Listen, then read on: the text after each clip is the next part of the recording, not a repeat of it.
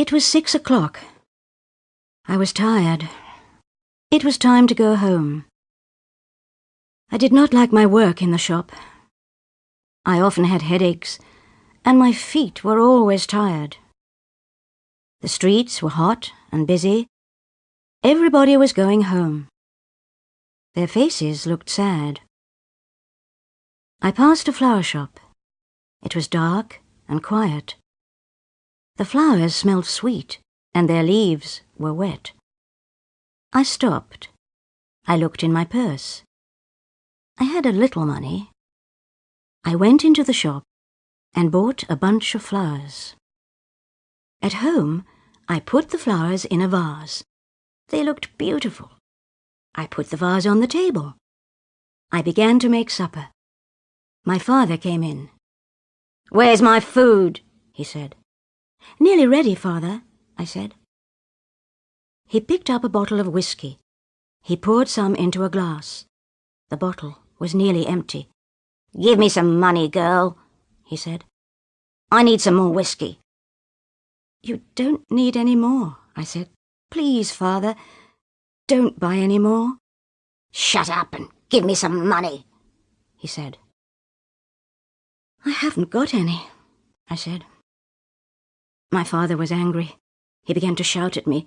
He pointed to the flowers. "You spend money on flowers," he said. He picked up the vase and threw it on the floor. The vase broke. My father went out and shut the door with a bang. He will get money from a friend, I thought. He will come home drunk again tonight. I picked up the broken flowers and threw them away. Somebody knocked at the door. I did not want to open it. It isn't a friend, I thought. Nobody comes here now. The person knocked again and called my name. I opened the door. It was the old man from next door. "Come in, George," I said. Old George came in and sat down. "I heard your father," he said. "You poor girl. Can I help you?" I wanted to talk to old George. "What can I do?" I said. "Father drinks whiskey all the time. He hasn't got a job. He takes all my money and spends it on drink. Today I bought some flowers. He was angry. He broke the vase. Sometimes I hate him." "Do you like flowers?" asked old George. "I love them," I said, "but they cost a lot of money." "Why don't you grow some on your balcony?" "Grow flowers?" I asked. "I'll show you," said old George. "I was a gardener once." The next day I came home quickly from work. George was waiting outside his flat. "Come and see," he said. I went inside the old man's flat. He had some flower pots and some packets of seeds. George and I carried the flower pots into my flat. We filled them with earth and planted the seeds. We put the pots on the balcony. Every evening, George and I worked in our balcony garden. George taught me a lot about flowers. He talked about different flowers, about their colour and beauty. I was happy in my garden. I forgot about my father and my hard work at the shop. George was my friend. I was not lonely any more. The picture sequence from the cinema has finished. You can look at it once more if you want. Months passed.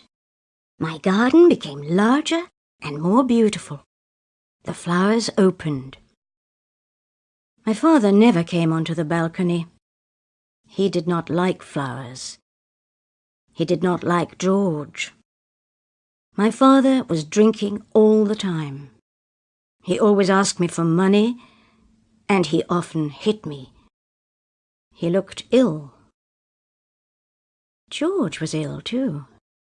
He coughed and coughed. He was thin and weak. Sometimes he did not come to our garden. He did not leave his bed. One day I cooked some food and took it to George. He was lying in bed. He did not turn and smile at me. He did not move. I went closer to him. His eyes were open. I touched his hand. It was cold. He was dead. I went back to our flat. My father was there. He was waiting for his supper. "George is dead," I said. I began to cry. "He was kind to me. I will miss him." My father looked at me, but he said nothing. He took some money and went out of the house. My father came home late that night. "Why are you crying?" he said.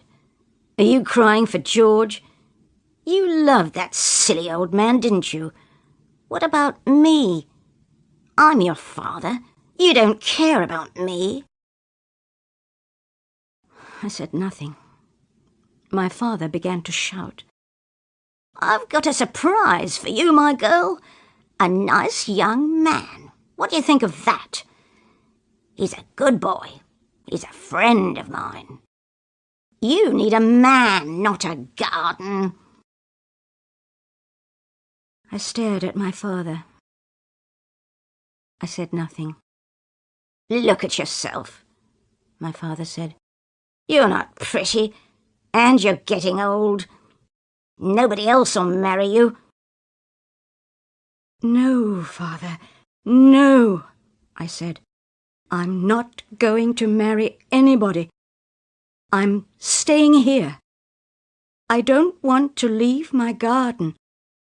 "Your garden? Your garden?" my father shouted. "Your silly garden. You spend all your money on plants. You never give me money. You don't talk to me. You talk to old George. I hated him, and I hate your garden." I ran away from my father. I went to my bedroom and locked the door. There was a lot of noise. My father was shouting and breaking things. After a long time, the noise stopped.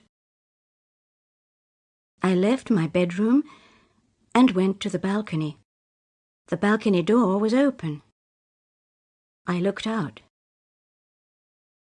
The pots were broken and the plants were torn to pieces. The garden was ruined. I went to my father's room. "I hate him," I said to myself. "I'll tell him. He can kill me. I don't care." My father's door was locked. I banged and shouted. He did not open it. He did not hear me. He was asleep. He was drunk. I went back to my room. "What shall I do?" I thought. "Where shall I go?" I looked round the room. I took some clothes and packed them in a bag. I found some packets of flower seeds and put them in the bag. Then I took my purse and counted my money. I did not have very much. The picture sequence from the cinema has finished. You can look at it once more if you want. I left the flat and shut the door quietly. I stood outside George's door for a minute. I wanted to say goodbye. It was dark outside. The roads were empty. There were no cars or people. It was very late. I must leave the town, I said to myself. I must go to the country. Perhaps I can work in a garden. Some hours later, morning came. People were going to work. There were some cars on the road. A bus came along. It stopped near me. I climbed onto it. On the bus, I fell asleep. Then somebody touched my arm. I woke up. "The bus stops here," a man said. "You must get off." I got off the bus and looked round. I was in a small village. The town was far away. I was hungry. I went to a cafe and sat down. I bought some bread and tea. Now I had very little money. I must find work, I thought. I spoke to the waiter. "Can you help me?" I asked him. "I don't know this place. I need work. I can work as a gardener. Who can give me a job?" The waiter thought for a moment. "There's Mrs. Jack," he said. "She's got a market garden. Perhaps she can help you." Mrs. Jack's market garden was 2 miles away. I was very tired, but I walked fast. The garden was on the side of a hill. There was a notice over the gate. Jack's garden. Fresh vegetables and fruit for sale. I stood at the gate and looked inside. I saw a long line of greenhouses and a field of fruit trees. There was a small house behind the field. I liked the place. The picture sequence from the cinema has finished. You can look at it once more if you want. A woman came out of the house. She saw me at the gate and came up to me. "Who are you?" she said. "What do you want?" "Can you give me a job?" I asked. "No work here," said the woman. She turned and walked away. Suddenly, she stopped and came back. "Wait a minute," she said. "We have a new greenhouse. I'll need some help.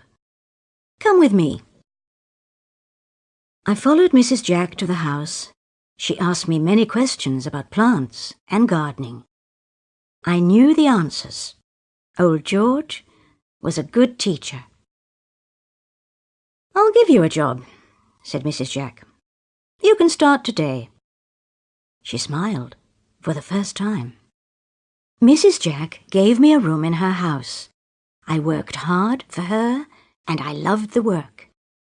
I liked the country. I liked the fresh air and the sunshine. I did not think about my father, but I often thought about George. Mrs. Jack was kind. She paid me well for my work and gave me good food. But I did not like her son Harry. He was a big man with thick glasses. He did not talk much or smile. He watched me all the time. His eyes followed me. One day I was working in the new greenhouse. I was watering the tomatoes. "I'm safe here," I thought to myself. "I'm far away from my father and his friend." I heard somebody behind me. I turned round. It was Harry. He took my hand and smiled at me. "I like you," he said. "You're a nice girl." I pushed Harry away. "Go away," I said. "Don't touch me. I hate men. You're all the same. You drink and fight and break things. Leave me alone." I ran out of the greenhouse. I wanted to be alone. After that day, Harry did not look at me. He did not speak to me. I was glad. One day I had an idea. I need my own little garden, I thought. I'll grow some flowers. Then I will forget about Father and Harry. I'll make something beautiful. There was a small piece of ground near the house. I pulled out the weeds and dug the earth. I had George's packet of flower seeds. I planted them in my new garden and watched them grow. My new garden grew well. The flowers had beautiful colours. They smelt sweet. One day, Mrs. Jack visited my garden. "Look, Mrs. Jack," I said, "flowers grow well here. Why don't we grow some in the market garden? You sell fruit and vegetables. We can sell flowers too. You can make more money." "That's a good idea," Mrs. Jack said. "It's your idea, and you can do the work. But where will you sell the flowers? There's no flower shop here." I remembered the flower shop in the city. It was near my father's flat. I bought my first bunch of flowers in that shop. Next day, I got up early. I picked some of my best flowers. I took the bus to the city. In the city, the streets were hot. The people looked tired. Life is better in the country, I thought. The people in the country are happier.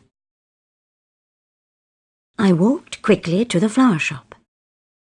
I looked round all the time.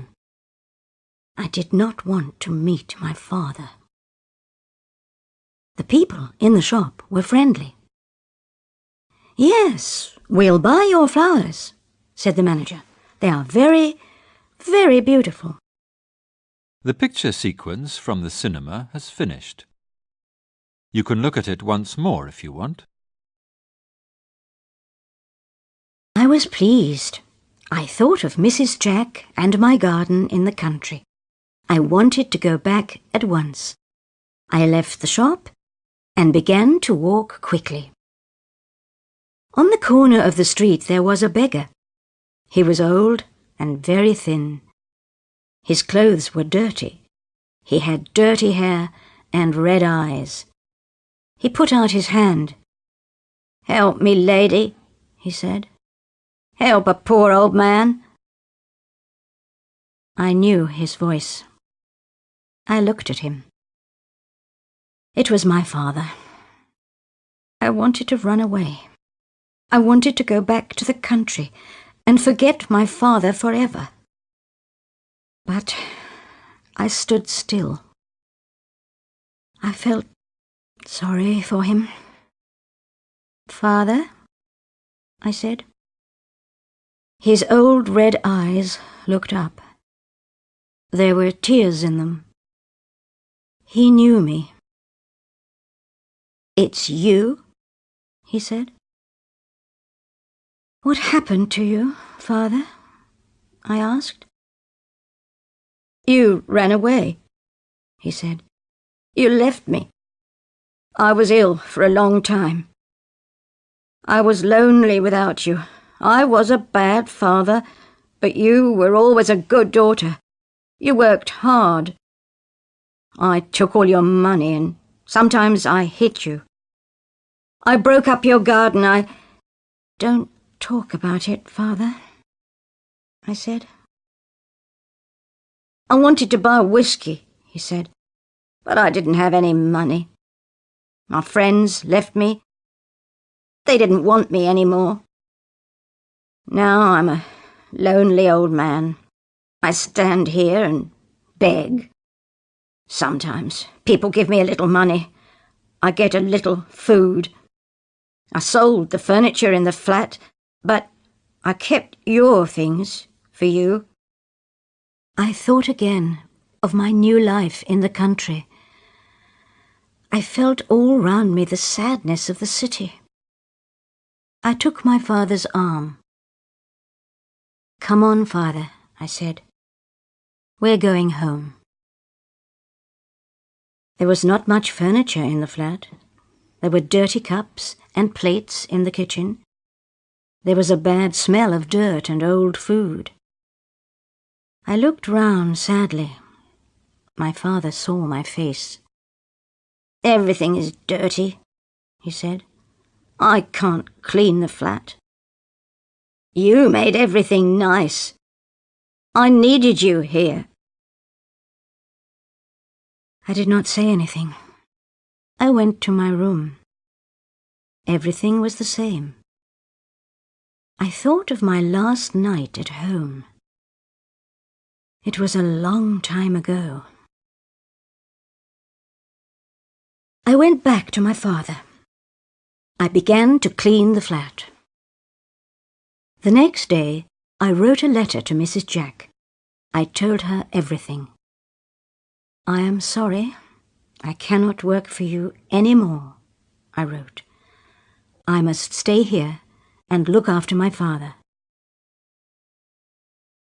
I began my old life once more. I took my old job again. I came home every evening and cooked for my father. I did not make my garden again. I felt too sad. My father was very different now. He did not drink any more. He looked much older. He talked to me kindly. But he lived in the past. Sometimes he talked to my mother. But my mother was dead. She died a long time ago. One evening, somebody knocked on the door. I opened it. It was Mrs. Jack's son, Harry. He was holding a large bunch of flowers. They were flowers from my little garden in the country.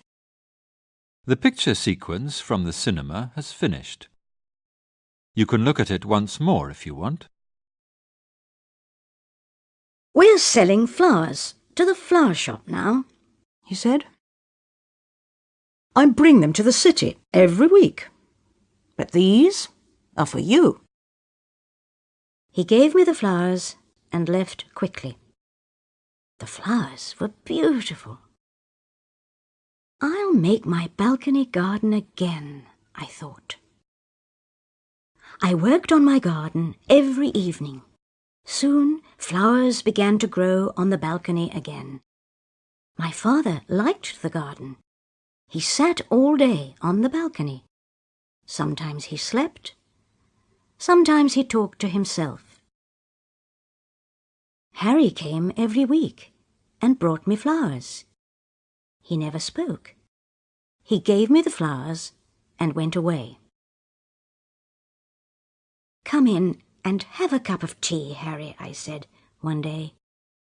He came in and sat down quietly. Come and see my balcony garden, I said.